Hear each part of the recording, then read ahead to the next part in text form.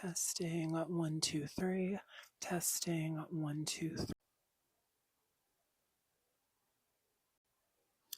Welcome to Decolonizing Beauty Standards, where I am your host, Gamine.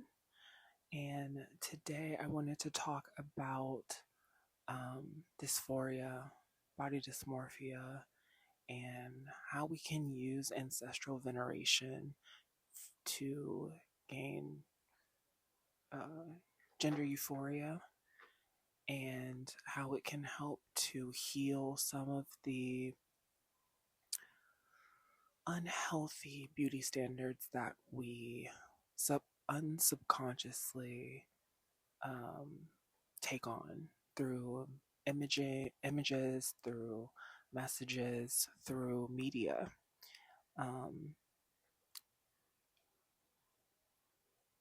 When it comes to being trans, something that is quite common and that you'll hear a lot of people talk about is gender dysphoria, or not feeling comfortable or confident in the body that they were born into. And that can be for a number of reasons.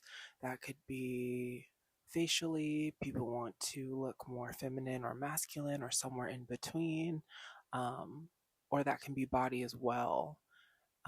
That can be body shape, that can be muscle size.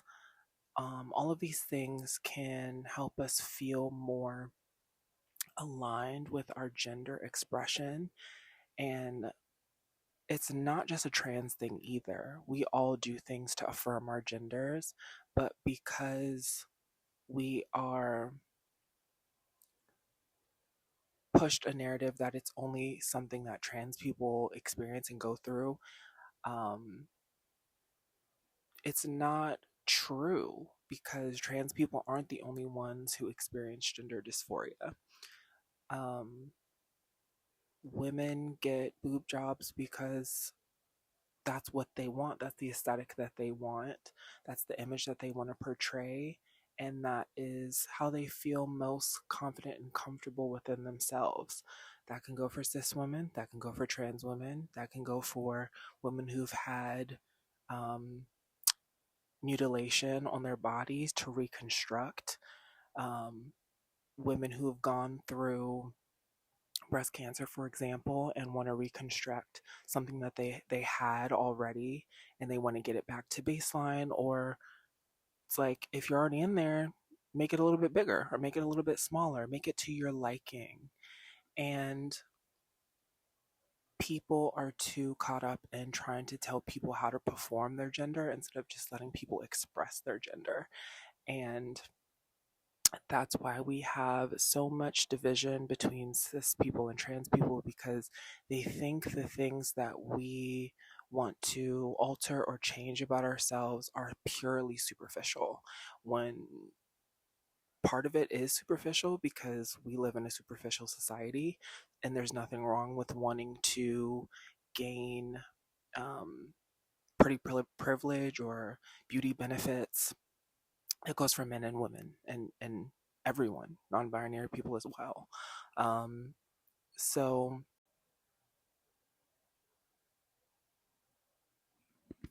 also for safety reasons and for safety reasons, to blend in better with however you want to express yourself within your gender. If that's feminine, that's gender affirming for feminine expression. If it's masculine, it's gender affirming for masculine expression.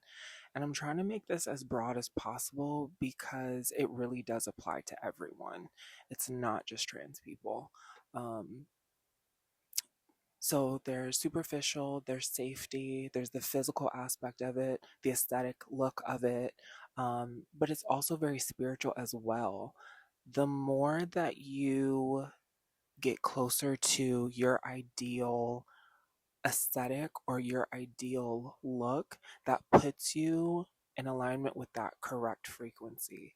So I've always been feminine my whole life, but taking hormones, getting a gender affirming surgery, and doing things like my makeup and my hair, dressing how I feel most confident and comfortable in a feminine way, that's feminine for me and defined by me, that puts me more in tune with that frequency of femininity. So it's possible for anyone to access a feminine frequency, a masculine frequency, or a balanced frequency. Um, because just like there is a spectrum of sexuality, there's also a spectrum of gender expression and gender definitions and gendered language in general. So today I want to talk a little bit more about the physical and spiritual aspect of it, which is ancestral veneration. Well, the topic is ancestral veneration. I'm getting ahead of myself.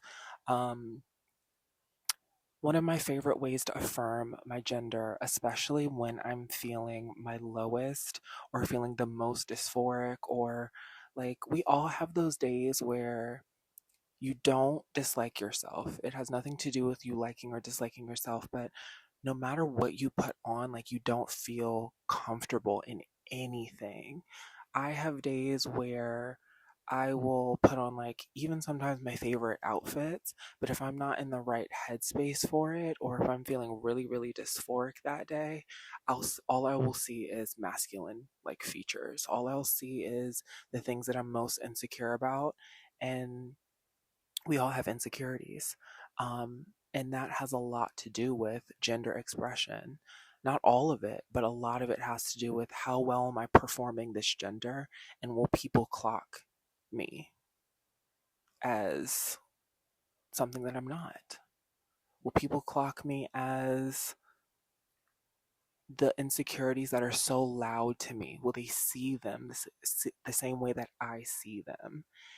And truly, we we all hear it a million times. We're our own worst critics. I am definitely my own worst critic because I am very judgmental and critical of myself because of the things that I've gone through and things I've experienced. I've done a lot of work to get to the point where I am now, to be a lot more confident and comfortable in myself. And again, a lot of that has to do with transitioning. But I say all that to say that we're all just wanting to feel confident within ourselves outside of gender, just in general. So, to get back on ancestral veneration, um, my favorite way to affirm my gender is when I look at photos of family members, when I look at ancestors that have passed, ancestors that are living, or family members that are living and ancestors that have passed, and try to find my features in their faces. Whenever you're feeling dysphoric, or whenever you're feeling like there's something that you want to change about yourself, I'm not saying don't change it. I love plastic surgery, especially when it's done beautifully well. There are some truly artistic plastic surgeons out there. And I'm definitely gonna get some stuff in the future, but that's a whole nother video.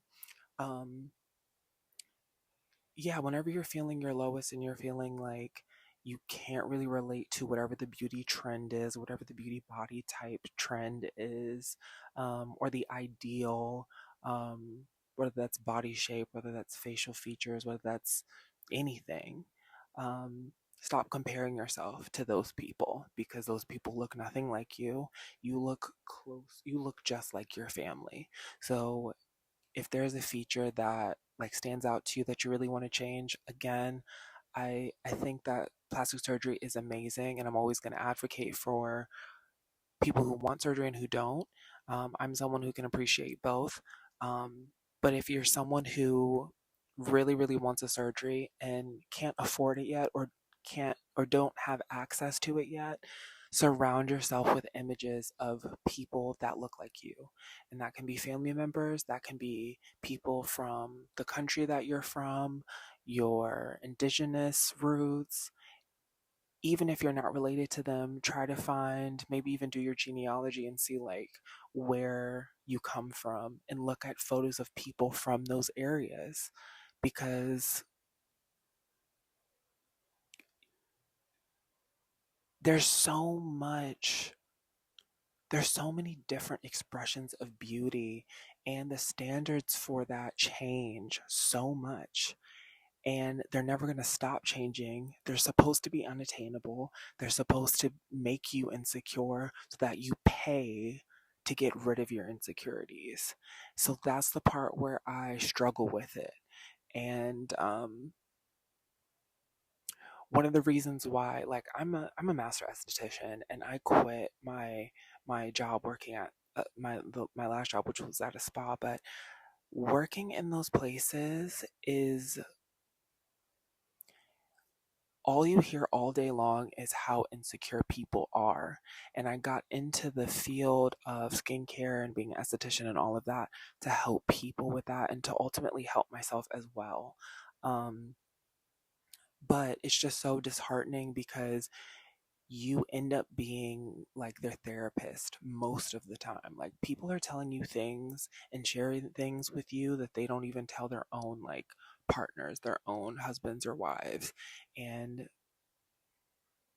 like, it's very, very sad to see that there's an industry where on one hand is genuinely helping people with their insecurities and helping them improve things like acne or wanting to age gracefully or whatever, just giving people the options. I love that, and that's why we'll always love the beauty field. But I also hate it because the way that things are marketed and the way that things are sold is to enforce insecurity on you, to force you to look at things like scars and say that that's something that needs to be improved.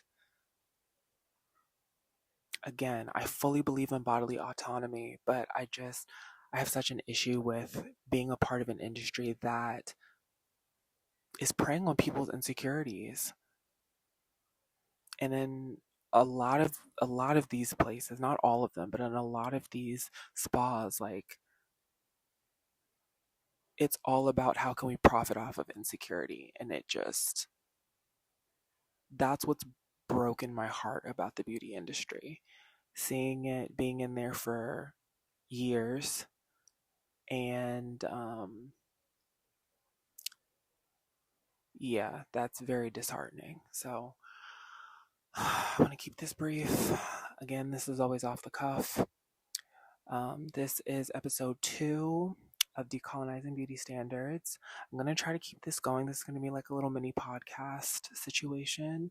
I'm liking just talking and riffing on how I feel and getting things off my brain because my brain is always thinking and I need to offload and input and upload some of these thoughts.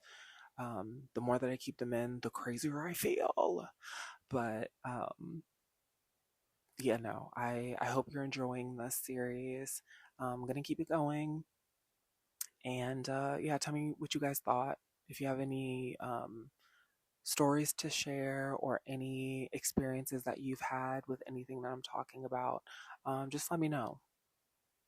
Yeah. Love you guys.